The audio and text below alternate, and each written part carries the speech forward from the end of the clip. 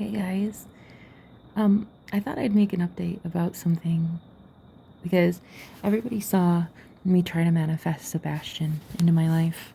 If you remember him, he was on my live stream about 2.5 months ago. I was like head over heels with this guy.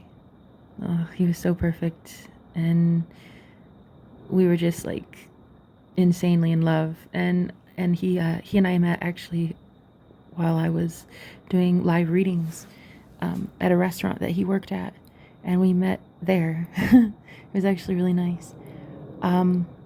Unfortunately, though, we're not going to be together in this lifetime. It's really sad. I'm processing a lot of heartbreak right now, and I know that it's for the best. I'm moving on.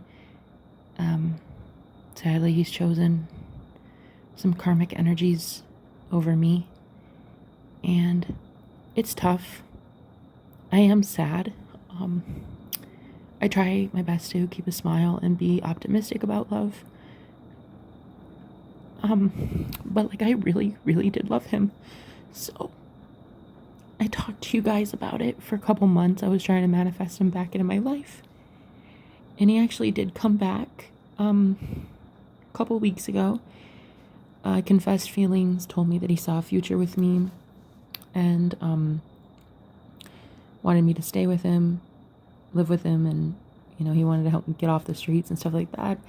And ironically enough, no sooner did that happen that psychic warfare started ramping up with him, and he completely changed his mind.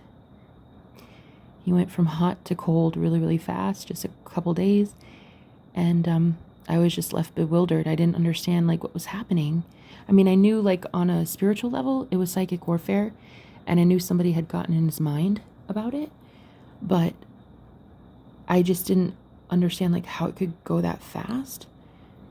And I know that when you manifest somebody, like the hot and cold behavior is sometimes typical. It sometimes happens because we're wavering. When we get our manifestation, sometimes our thoughts can waver, and that's what creates hot and cold. So I just kind of said, okay, whatever, he's in love with me, he wants me. And I kept believing that and knowing that. And it's ironic because a couple days later, I met my twin flame. Literally, the man of my dreams that I'd been dreaming about for about 13 years showed up in my life randomly. Never saw it coming. Just like the most beautiful soul I've ever seen. So right after I was basically had the rug pulled out from under me, the universe came in with another strapping young man, and just very beautiful, gorgeous soul. And yeah, I'm working on me. I'm working on noticing patterns within myself that make me go for guys like that, going for anybody who's wishy-washy about me.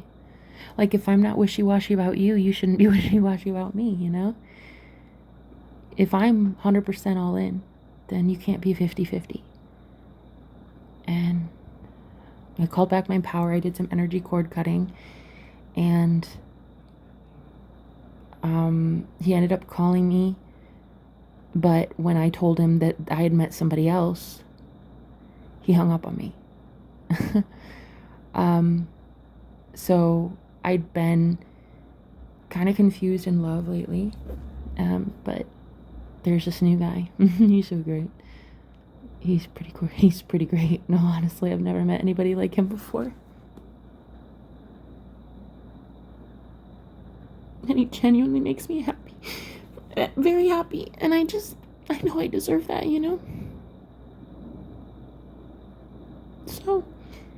So it's easier to get over my ex. It is sad. But it's easier to get over somebody when you have something new, like a little bit of an incentive. But I'm doing it for me. I'm doing it for me. But it helps that there's this beautiful new dangling carrot right in front of my face, you know, it definitely helps. But yeah, I'm genuinely excited to get to know this new person more. And once I started realizing, like, this guy and I are twin flames, Sebastian, my ex, he showed up in a dream. He showed up in a dream a couple nights ago and confessed everything. He was like, I'm so sorry. I feel like such an idiot. I need you back. I can't live without you. I feel like I'm going insane. I feel like the spiritual warfare, this madness in my head, and I can't deal with it. And I remember in the dream I told him, like, I could never trust you again. Like, I will never trust you. And it's over. It's over. Meeting your twin flame makes everything over. Boys pretending to be men, you know, it's over. And I know a divine masculine when I see it and when I feel it. And I definitely have a good one in my life, so I'm not about to ruin that by ever hooking up with my past ever again. No matter how tempting it is and how comforting it might be, and even now me facing homelessness right now, it's like with my ex saying, come over, come stay with me, come live with me, like there's that tempting comfort of like, oh man, I could be safe. I could have a roof over my head. Like I would be comfortable, you know? I don't have to stress and worry anymore about how things are going to happen. Like somebody could take care of me, but not really, because deep down I'll always know that there's like he's weak-minded and that he can't say no to Jezebel spirits, to be honest. And I don't know, I know that I wanted him for a really long time, but the universe knew what I wanted. I wanted a divine masculine. I wanted a man. I wanted a good-hearted, gentle, empathic, kind soul that loves me, and I wasn't getting it. And because God loves me that much, he sent someone for me. And I have to say goodbye to my past, and I just wanted to tell you guys about it because some of you actually met him. He was on a live stream with me, my ex, months ago. But, you know, on the phone, he called me and told me that his life has been getting so good. He got a new job. He's been promoted. He's like one of the youngest supervisors they've had, and he has like all this money that now he's paid off all his bills. And I thought to myself, I manifested that for him.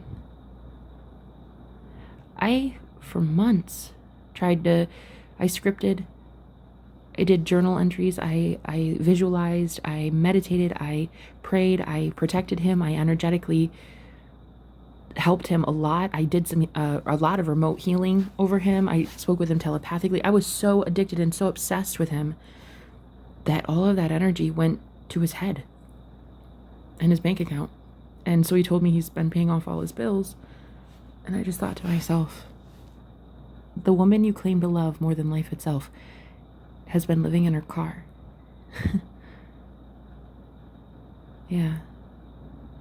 In the time that we were off, I was living in my car and at really, really cheap Airbnbs, hostels, with like 6 other men in roommate situations just to be able to survive.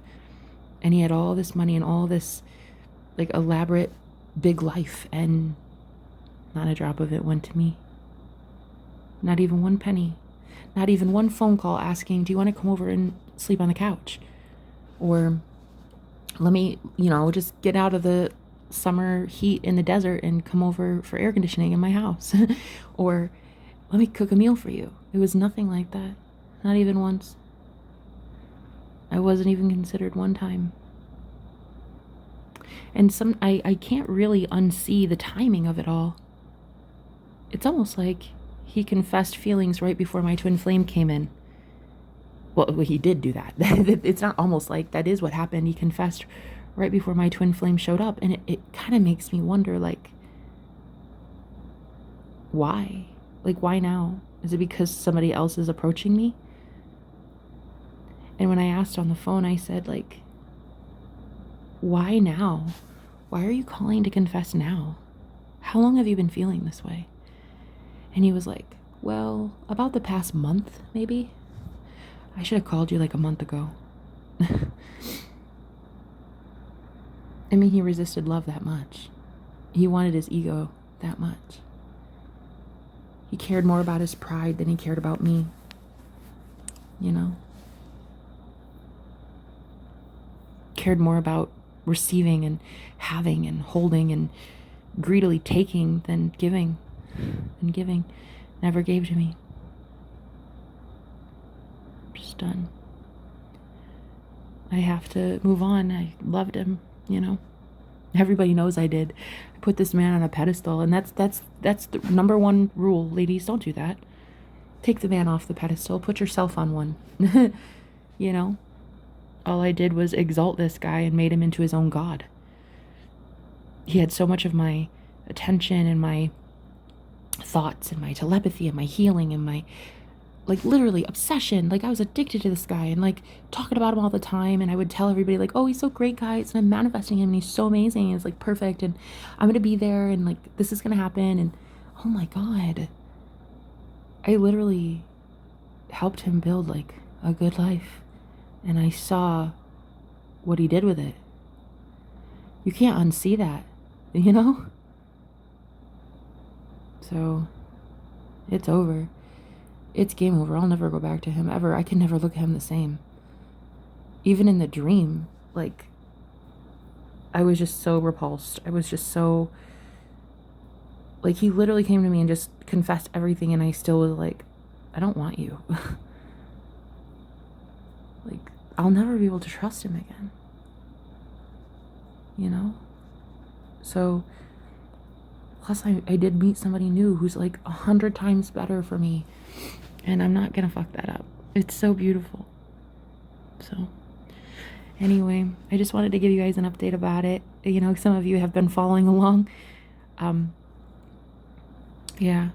Word to the wise. Stop giving to a man. Give to yourself. Pull your energy back. Give to yourself, honey. You're a goddess. Give to you and the ones that care about you and the ones that love you and could never, ever go even a day without telling you how good you are and how much they need you and want you and crave you and desire you. You know, a whole month of someone withholding feelings on purpose. Like, no, honey. No. I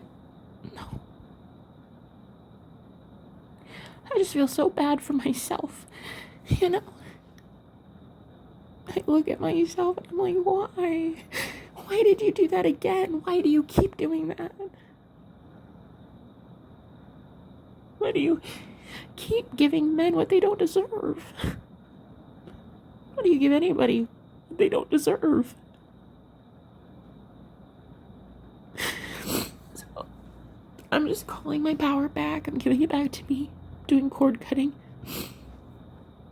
And I'm meeting some of the most amazing people I've ever met, ever. Like, it's benefiting me in a big way. I don't know what God has in store for me next, but it's gotta be better than the past. It's like I have to tell the universe what I think I deserve. I have to walk away. Like, I have to show that I am worthy of more to myself. What I'm deserving of, what I'm worthy of. And I'm not worthy of a guy who couldn't decide. So, anyway, I just wanted to say it's over for him. He's never going to be in my life again. I appreciate you guys, the supportive ones that were like, how's he doing? How's he doing? And, you know, you followed along as I was trying to manifest him back into my life. But it turns out I wanted all the right things. I was just asking the wrong guy, you know? The universe knows better than I did, huh? So, anyway, Thank you guys for being here. Yeah, in 24 hours or so, I'm back on the streets. I don't know where I'm going to go. I think I have to go to a homeless shelter soon. It's kind of scary. I'm a little scared. But I would rather be in a shelter, knowing my worth and knowing that I do deserve more, than to go be with a guy who treats me like that. Like he treated me like an option, you know? And that's why my life has been so rough all this time. It's just like I've always chosen me over others. I had to choose me, and I had to choose self-love. And it leads to, I mean, sometimes poverty, homelessness, abandonment, no friends or family, you know, addiction. Sometimes it leads to that. Sometimes people have addictions and habits and things, and trying to cope with the sadness of knowing that nobody cares about you on the planet. But I care about me. I care about me enough to never go back. He wasn't abusive. Never. Never in a million years was he an abusive guy. And that's, I think, what made it tempting for me for a little while to go back, is he never abused me. He wasn't, like, hurting me. He just didn't give to me, you know? It's not like he hurt me. He just didn't help me. And so I'm just done. I'm done. And I'm telling the universe that I'm done, and we're going to see what happens, you know? My heart is too beautiful. It's too pure. It's too big. I deserve love. I do. I talk about it all the time.